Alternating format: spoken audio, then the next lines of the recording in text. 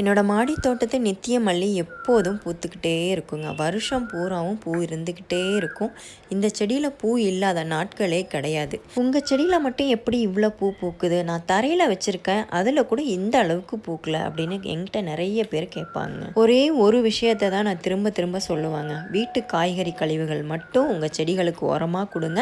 இது எல்லாமே சாத்தியமாகுங்க. வருஷம் பூராவும் பூ பூக்கணும்னு நினச்சிங்கன்னா வீட்டு காய்கறி கழிவுகள் மட்டும் உரமாக உங்கள் செடிகளுக்கு கொடுத்துட்டு வாங்க.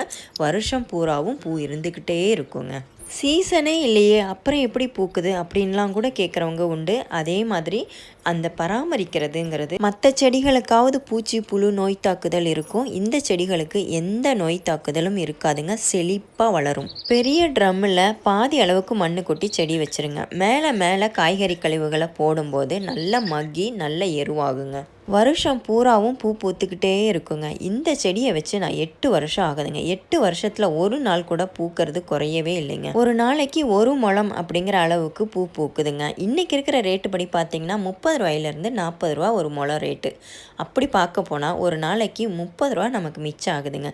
தலைக்கு வச்சாலும் சரி, சாமிக்கு வச்சாலும் சரி, நமக்கு பலனுள்ள செடிகளை வச்சு ரொம்ப ஈஸியாக பராமரித்து பலன் பெறுங்க.